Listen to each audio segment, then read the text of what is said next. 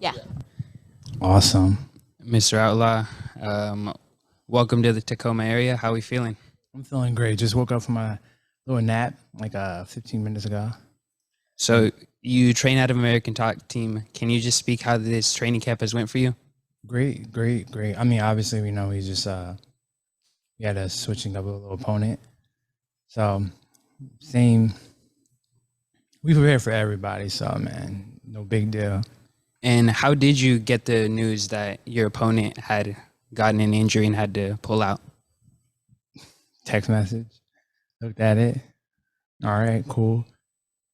You know, it was a little sad, but. And what were the feelings when you found out that they're giving you a guy who's making his Bellator debut? With knowing the guy history and stuff. And I mean, really no like emotion towards him. It was just the opportunity that I was preparing for. It's like was gone, didn't exist again. So that was the only thing I had to get over. And once they gave me an opponent, I was like, I had gratitude for that. You know what I mean? That at least I'm fighting. I could just be out of a fight and not fight. You know what I mean? But I'm blessed to be able to be here and continue to do what I love doing. I get paid for it. It's awesome. And your lone loss in Bellator came in 2019.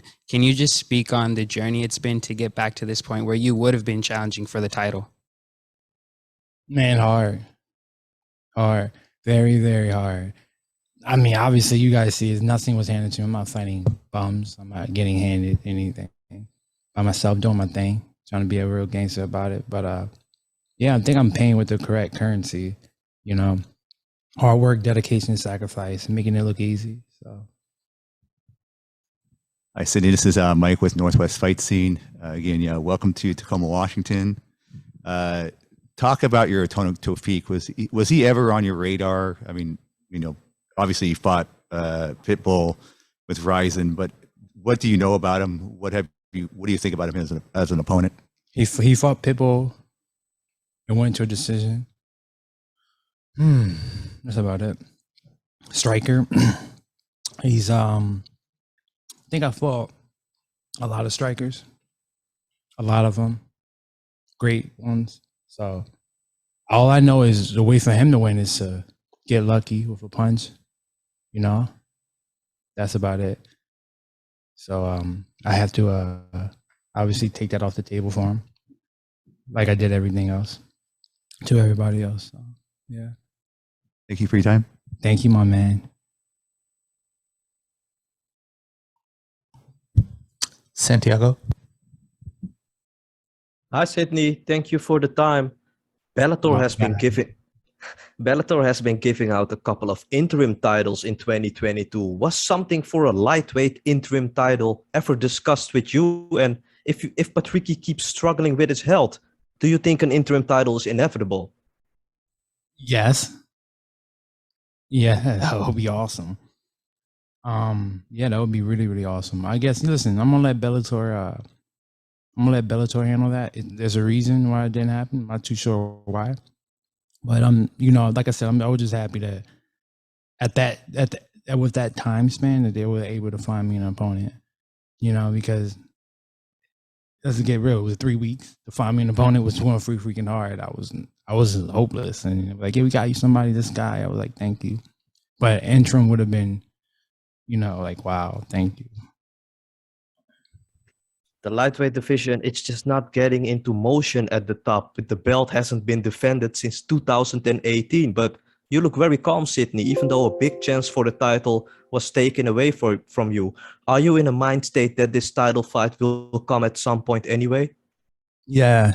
One thing I know is one thing I know to be true is God, and He does everything. His will, you know, His will is going to happen, whether I like it or not, whether you like it or not, whether anybody like it or not, it's going to happen. You know, so I'm blessed to have great coaches. One of my favorite coaches is Artem. I got Barboza. They're real gangsters. They tell me like, hey, prepare for everybody. You know, everybody's gonna be an enemy. You got a lot of them, so you guys prepare for everybody, for anybody, at any time. And That's my mindset. You know, anybody, everybody, anytime. So I'm excited. So a lot of people are a little bit confused why you would take this fight while you had a title fight for yourself. But it's also, Sidney, that you've been out for 12 months. There's no more waiting, right? No, I didn't want to wait. When I was done with my last fight, I was ready immediately. So for a long time like that was really disappointing. Like I said, I'm happy that I'm fighting. You know, I'm really happy I'm fighting. And you guys gotta remember, man, I'm not a guy that want to be smart at pick smart fights. You know, well, like 18-0, 16 bums and 2 good fighters. I don't want that. I want you to look at my record and be like, "Dad, that guy's." I want your heart to be pounding when you see my name on that contract. You know what I mean? Because that guy fought a lot of tough guys. I want to continue fighting tough guys. You only get the best Sidney when you're fighting against the best. You know. Cannot wait to see you perform again. Good luck on fight night, sir. My brother, God bless you. Jay. Thanks very much, Sidney. I know you've said repeatedly that you're happy just to be fighting. Was there any disappointment that this isn't for an interim belt, considering he was a champ in another promotion and you were supposed to be fighting for a title here? Yes. And you know what? To be honest with you, not to be the champion, not fighting for the championship belt is very disappointing. Like I said, when they told me, "Hey, you got you an opponent," thank you, because it was either I didn't know. Like I was so dumbfounded when that happened. I'm like, I can't believe this is happening.